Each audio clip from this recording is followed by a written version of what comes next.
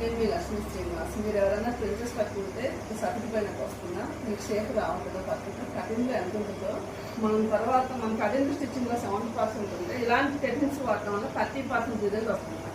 ఇది ఒక బౌ అనమాట. దీన్ని ఎలా రన్ చేద్దాం నెక్స్ట్ వీడియోలో చూద్దాం. మనం వచ్చేసి ఈ బౌని ఏదైనా ఒక గిన్నె మీద పెట్టేసి ఇలా మనం పెట్టుకొని, ఎస్పెషల్లీ దీన్ని పెడితే స్టీమ్ ఐరన్ చాలా బాగుంటుంది.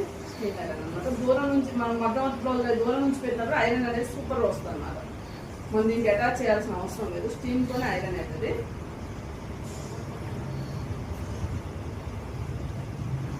ఇలా ఐరన్ చేసుకోవడం వల్ల మనకు ఏదైతే చెస్ట్ పాయింట్ షేప్ ఉందో ఆ షేప్ అనేది క్లియర్గా వస్తుంది అన్నమాట. దీంట్లో కూడా ఆప్షన్స్ ఉంటాయి, క్లాత్ని బట్టి ఆప్షన్ మార్చుకోవచ్చు మనం చేయటం వల్ల. స్టీమ్తోనే దీనికి అటాచ్ చేయాలని కొన్ని స్టోన్స్ బ్లౌజులు మామూలుగా నార్మల్గా ఐరన్ చేయాలని కూడా దీంతో చేసుకోవచ్చు. ఐరన్ చాలా బాగుంటుంది.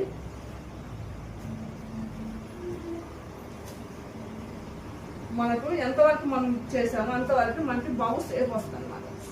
తర్వాత బౌ షేప్ వస్తుంది. ఇప్పుడు సైడ్ జాయిన్ చేసుకుంటే ఇక్కడ షేప్ ఇక్కడ ఉండిపోతుంది. ఇక్కడ షేప్లో మన చెస్ట్ కూర్చుంటుంది అనమాట. అందువల్ల ఫిట్టింగ్ బాగుంటుంది.